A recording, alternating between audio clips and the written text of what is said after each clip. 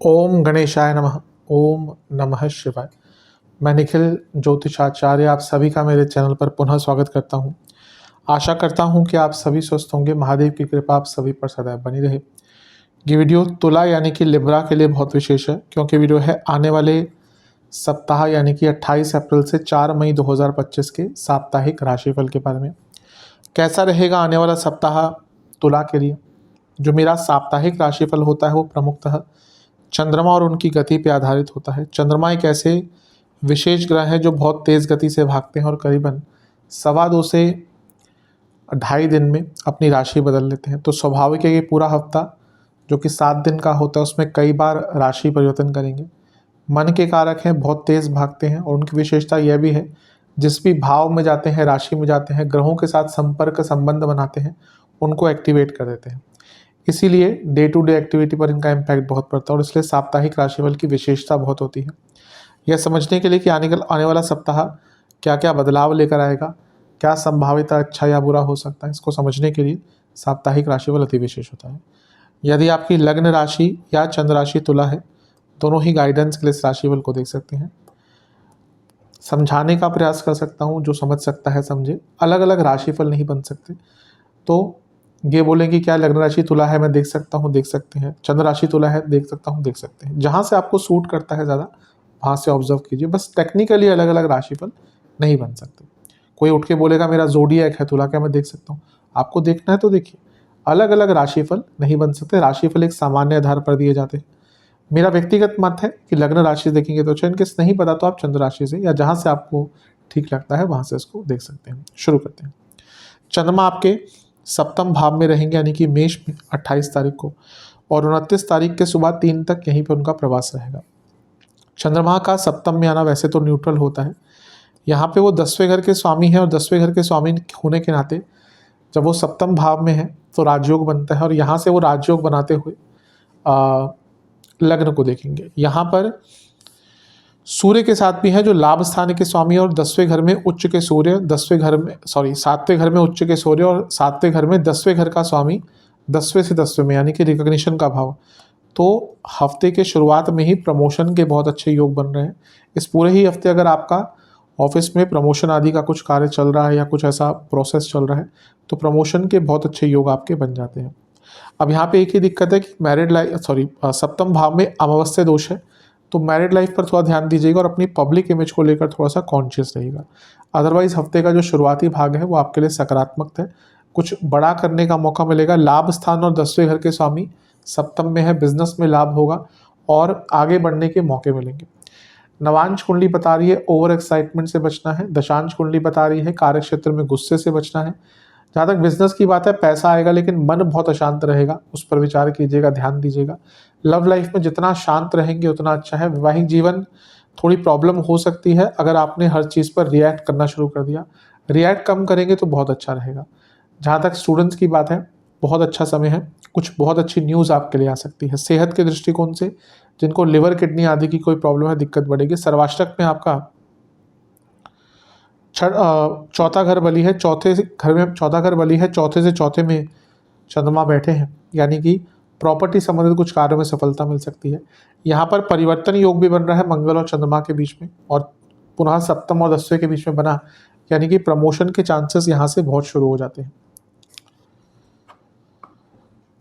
29 तारीख सुबह के 3 बजे चंद्रमा राशि परिवर्तन करेंगे और आपके अष्टम भाव में आकर बैठ जाएंगे, और 1 मई सुबह के 4 तक यहीं पर रहेंगे। चंद्रमा का अष्टम में आना कोई बहुत विशेष नहीं माना जाता। यहाँ पे उच्च के भी हो गए और गजकेसरी योग भी बन गया, तो ये थोड़ा बहुत प्रोटेक्शन देगा। लेकिन उच्च के चंद्रमा अष्टम भाव में, तो यहाँ से क्या होगा ना कि एक मानसिक अशांति, मानसिक अनिश्चितता बढ़ेगी। अब गुरु के साथ है जो विपरीत राजयोग बना रहे हैं। गजकेसरी भी बना ही रहे लेकिन विपरीत राजयोग भी बना रहे हैं। तो करियर में कुछ कार्य अटक रहे थे, क्योंकि चंद्रमा 10वें घर के स्वामी हैं, तो वो कार्य अटक रहे थे पूर्ण होंगे। और इवन अगर आप जॉब चेंज करने का विचार कर रहे थे, हफ्ते का मध्य भाग या ये वाला भाग सबसे अच्छा है। बस अपने मानसिक सेहत पर ध्यान दीजिएगा। अष्टम में चंद्रमा है, उच्च के हैं तो सेंसिटिव हो गए, गुरु के साथ बैठ गए तो व्यक्ति बहुत ज़्यादा सोचना शुरू कर देगा। और केतु का भी प्रभाव है, यानी कि नकारात्मक सोच और पुरानी बातें, तो मानसिक दृष्टिकोण से बहुत ईजी ये हफ्ते का मध्य भाग या ये वाला भाग नहीं रहेगा। नवांश कुंडली बता रही है कि अपने मन पर, अपने मस्तिष्क पर, भावनाओं पर बहुत कंट्रोल करना पड़ेगा। दशांश कुंडली कार्य क्षेत्र में बॉसेस से थोड़ा बच के रहिएगा, जॉब चेंज का अच्छा टाइम है। बिजनेस की जहाँ तक बात है, आपको थोड़ा कंफर्ट जोन से निकलना पड़ेगा। लव लाइफ बहुत ज़्यादा अच्छा टाइम नहीं है, पुरानी बातों पर बहुत बहस होगी, कम बोलेगा। वैवाहिक जीवन शांत रहेंगे, शांत रह के बात करेंगे, चीज़ों को सॉल्व करने का मौका मिलेगा। स्टूडेंट्स, आपको थोड़ा सा अपना दृष्टिकोण बदलना पड़ेगा, सकारात्मक दृष्टिकोण और क्रिएटिव दृष्टिकोण। सेहत की जहाँ तक बात है, लिवर की प्रॉब्लम या इंटेस्टाइन की कोई प्रॉब्लम है, दिक्कत बढ़ सकती है। सर्वाष्टक में आपका चौथा घर बली है, अष्टम में चंद्रमा है, एंसेस्ट्रल प्रॉपर्टी के संबंध में कुछ कार्य करने थे, उनमें पूर्णता मिल सकती है। 1 मई सुबह के 4 बजे चंद्रमा आ जाएंगे आपके भाग्य स्थान में यानी कि मिथुन में, और 3 मई सुबह के 7 तक चंद्रमा का प्रवास यहीं पर रहेगा। चंद्रमा का नवम भाव में आना एक प्रकार से बहुत अच्छा है, कर्म धर्माधिपति योग बनाते हैं, क्योंकि 10वें घर के स्वामी, कर्म का स्वामी धर्म भाव में है। तो करियर में आगे बढ़ने का मौका है। अगर ट्रांसफर्स ढूंढ रहे थे अपने कार्य क्षेत्र में, उसका भी अवसर प्राप्त हो सकता है। भाग्य का भरपूर साथ प्राप्त होगा, और यहाँ से चंद्रमा की दृष्टि आपके 30वें घर पर रहेगी। एक चीज़ बताना भूल गया, जब चंद्रमा यहाँ पे थे तो शनि की भी दृष्टि थी, तो इससे क्या है कि जो अष्टम के चंद्रमा की अनिश्चितता थी वो और बढ़ेगी, नेगेटिव थॉट्स भी आ सकते हैं। वापस आते हैं, चंद्रमा का एक प्रभाव 30वें घर पे है, ये यात्राओं का योग भी बनाता है और कुछ नया करने पर भी आपको मजबूर कर सकता है। भाग्य का भरपूर साथ मिलेगा, कार्य क्षेत्र में बड़े बदलाव लाने के लिए अच्छा टाइम है, और पिताजी के भी आपको कुछ यहाँ पे धन का लाभ या उनके कुछ कार्य अटक रहे थे वो पूर्ण हो सकते हैं। धार्मिक जगहों पर जाने का मौका मिलेगा और घर में कुछ धार्मिक चीज़ें कराने का भी अवसर प्राप्त होगा। नवांश कुंडली बता रही है कि कुछ कार्य जो डिले हो रहे थे उनको पूर्ण किया जा सकता है। दशांश कुंडली कार्य क्षेत्र में अपने व्यवहार को बहुत सिंपल और सरल रखिएगा। जहाँ तक बिजनेस की बात है, थोड़ा स्ट्रेस दिख रहा है, पैसा तो आएगा लेकिन स्ट्रेस दिख रहा है।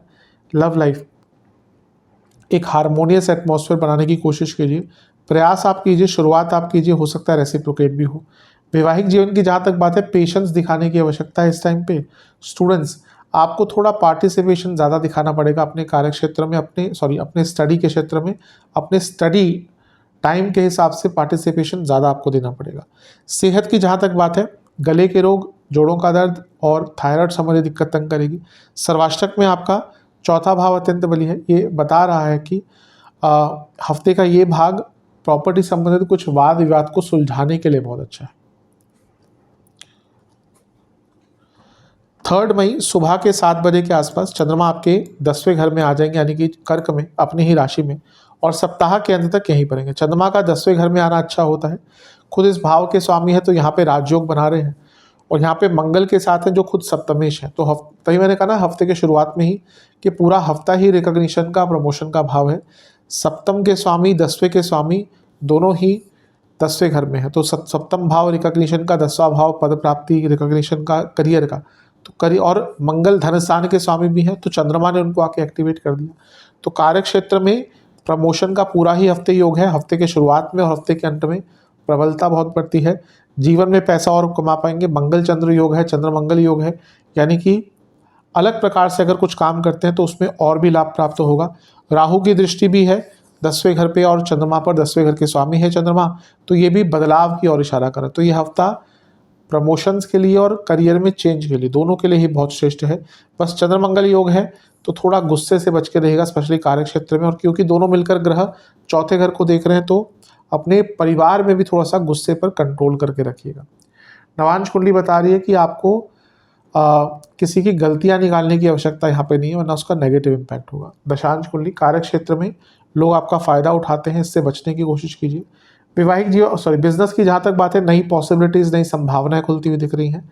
लव लाइफ, यात्रा के योग बन रहे हैं अपने पार्टनर के साथ, अगर ऐसा होता है अवश्य जाइएगा, उससे एक फ्रेशनेस रहेगी, बोरियत दूर होगी। वैवाहिक जीवन जितना कम बोल सकते हैं उतना अच्छा है। स्टूडेंट्स के लिए तो हफ्ते का अंतिम भाग बहुत श्रेष्ठ है, लाभ ही लाभ, भाग्य ही भाग्य, और कई कार्य आपके पूर्ण होंगे।